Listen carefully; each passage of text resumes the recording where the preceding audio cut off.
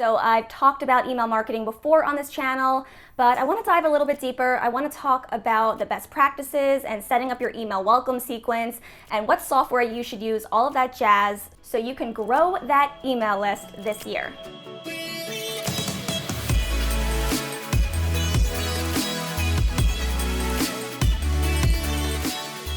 Welcome back to my channel.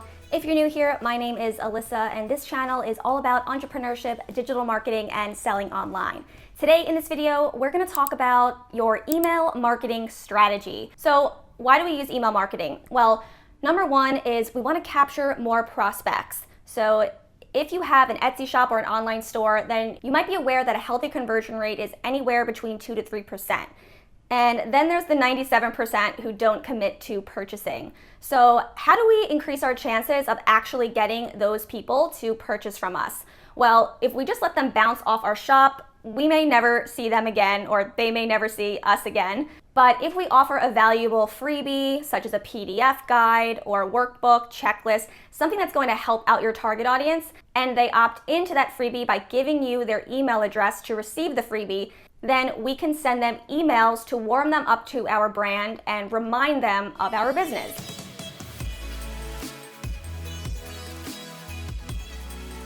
So we're going to get to the email sequence and what you should include in your email sequence. But first, I want to talk about the freebie that you're going to be offering super quickly. I do have a video all about deciding on what your freebie should be. So I'm not going to get into the nitty-gritty of that, but you do want this freebie to be a quick win for your target audience and something they really want. You want to make it juicy, so they're like, oh my goodness, I can't believe that this is for free. And then you need to get that freebie in front of your target audience. So there are several ways you can do this. You can start a YouTube channel and link your freebies within there. You can pin your freebie to Pinterest and grow it from there. You can also start a blog and make sure you put your freebie sign up in the inline of the blog post or on that sidebar. Obviously, you can put it on your homepage of your website, and if you have an Etsy shop, then you can list the URL in your listing description on your Etsy banner. Also include the link in a follow-up message to your customers.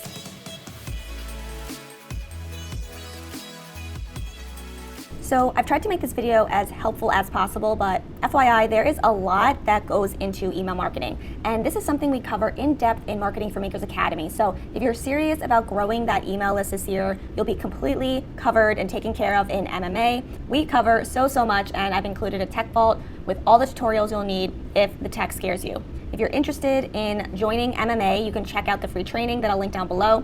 It's an awesome training that will help you understand what it truly takes to run a successful Etsy shop and a profitable business, regardless if you actually sign up for the full program. So that link will be down below in the description box. Okay, let's get back to the video. So I got the question, do I need a website in order to start with email marketing? And the answer is no. A lot of email marketing softwares will host your opt-in landing page for you. So basically, they will create a landing page, so you can take that link, and that will be the link that you will give people in order to sign up for your email list. If you do have a website, then most email softwares will give you an HTML code that you can embed into a blog post or into your homepage so people can sign up that way. Okay, so after they subscribe to your email list, they will receive the freebie. In short, you will upload your PDF or whatever freebie you've created into the email software. So when your new subscriber receives the freebie email, they can click on a button and that freebie will download. And after that, what you do is every day for the next 5 days, you will send them your email welcome sequence. And these emails serve the purpose of warming up your audience to your brand. So what you want to do is encourage engagement. You want to do this because you want that two-way conversation going on. You want to encourage them to reply to your emails because relationship marketing is a thing, and let me tell you, it really does work. And if you're thinking, oh, 5 emails every single day in a row, I don't want to annoy them, I don't want them to unsubscribe. Well, you can actually leave a day or two in between, and I'll get to that in a second when I go over the emails you'll be sending in your email welcome sequence. But you do want to send them 3, preferably 5 emails within a 7-day time period because, look, they are brand new to your brand, so they're the most excited about your business. We want to make sure that we hook them from the start, so the next time when we send them our regularly scheduled email newsletters, they're more likely to open it because they already know that your emails equals value and they already feel like they know you and they have a relationship with you. That's why we really want to make sure we are sending them those valuable emails right off the bat and within a week's time.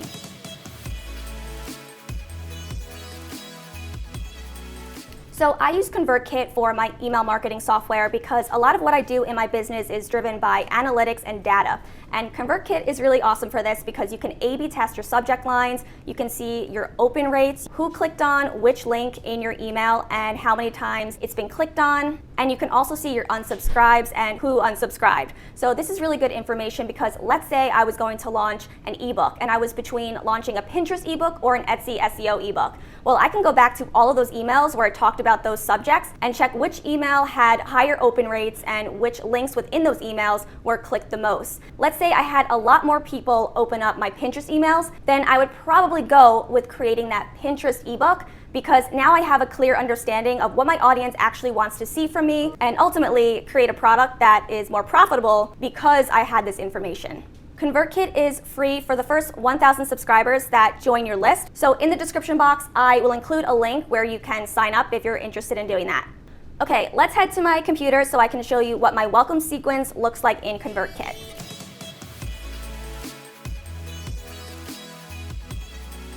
So you're going to go to landing pages and forms, and then you're going to select create new. If you don't have a website, then you'll select landing page. You're going to choose which layout you want, and then you're going to start creating your landing page by uploading a mock-up of your freebie. You're going to add the text, etc. I'm going to skip ahead here. And here is the default URL that ConvertKit has created for you. This is the link that you will direct people to in order for them to subscribe to your email list. It's quite ugly, it's super long with a lot of letters and numbers, so I do suggest that you buy a domain on GoDaddy.com. They're super cheap, they can be like $1 a month, and this is really going to help, especially if you're mentioning your link in your Etsy banner or your Etsy listing description. Then you're going to write your freebie email here. And you're going to disguise this confirmation button right here by uploading your freebie and changing the verbiage to download your guide or something like that. So when a new subscriber clicks on that button, they will download the freebie, but they're also confirming to be a subscriber. So some countries require a double opt-in like this by law, so that's why it's good to use this confirmation button as the download button as well. So it kind of serves a dual purpose. So now when someone clicks on that URL or the new domain that you purchased on GoDaddy, they will be brought to that landing page that ConvertKit is hosting for you, and they'll see your opt-in form. And now they can opt in for your email list so they can receive their freebie. This obviously isn't the one we just saw in ConvertKit. You get the idea though, it will look something like this. And when they opt in, their information will be sent to your ConvertKit account and they will get that freebie email. They can download the freebie, attach to that button, and now they're also a confirmed subscriber. You also want to tag your subscribers when they opt in for this freebie so you can track who downloads what. So what you want to do is you want to go to automations and then choose new sequence. And you're going to give that new sequence a name. You're going to write your first email here, and we'll get to best practices in a moment after this tutorial. And what you do is you erase this dummy text and you just obviously write your own emails. You can actually personalize each email if you click this plus button and choose subscriber's first name. So when your email subscriber receives that email, their first name will actually replace that little code there. So it will say, hey, Joanne, or whatever name they put in when they opted in to join your email list. My sequence is set up to send the first email immediately after they confirm their subscription, so AKA after they download their freebie. Then you can add your next email and you're going to set it to send 1 day later because you want this email to come 1 day after this initial email. And then you're going to add your third email, and I choose to skip a day. So if the second email in this sequence was sent on Monday, then this third email will be sent on Wednesday. Then the fourth email I send the next day, and then the last email I'm going to send again 2 days from the last email. So I'm going to skip a day again. You can also choose to exclude certain days. Let's say you didn't want to send emails over the weekend, you can just deselect those days. After you write all of your emails in your sequence, then you want to change all of these emails from draft to active, and then you're going to hit save. And then you need to set up a rule, because how will ConvertKit know to start sending this welcome sequence if we don't set a rule? So you're going to go to rules and then add a rule. Then you're going to set a trigger. So when X happens, then Y happens. So when someone subscribes to this form, which is our pretend Pinterest opt-in form, then that person will be subscribed to your welcome sequence. So you'll select that from the drop-down. So remember, your new subscriber has to confirm their subscription, which will happen when they download that freebie, and then they can start receiving your welcome email sequence.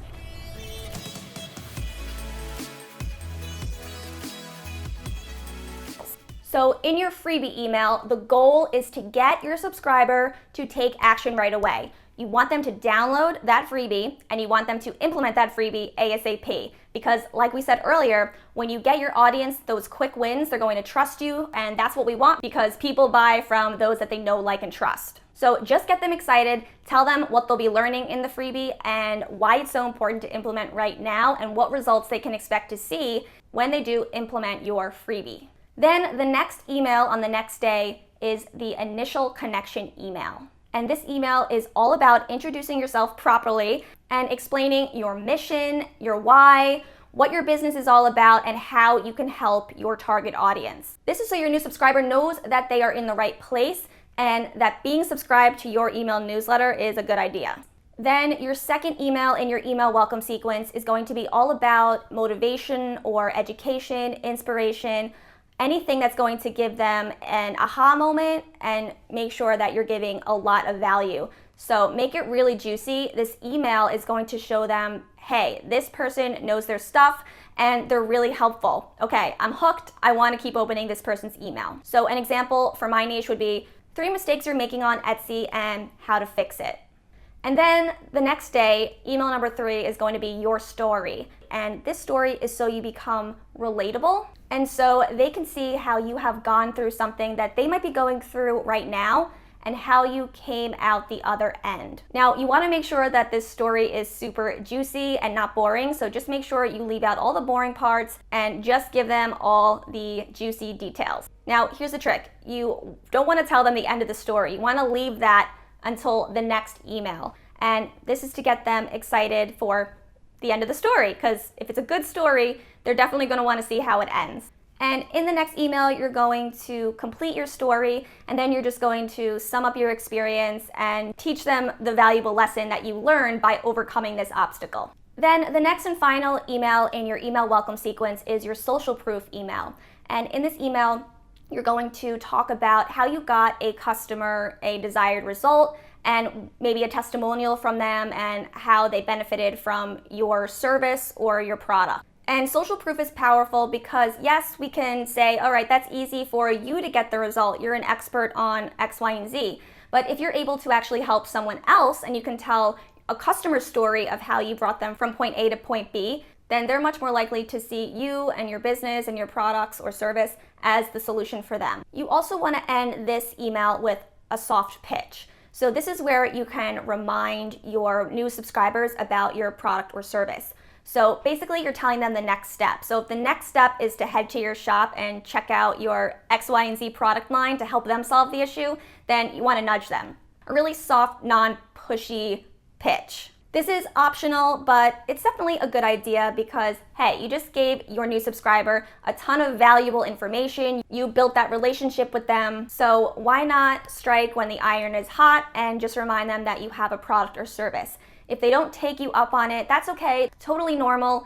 Keep loving on your email list by sending out a weekly newsletter, or it could be bi-weekly or even monthly, whatever works for you in your schedule. But you want to continue to love on these people and continue to build this relationship.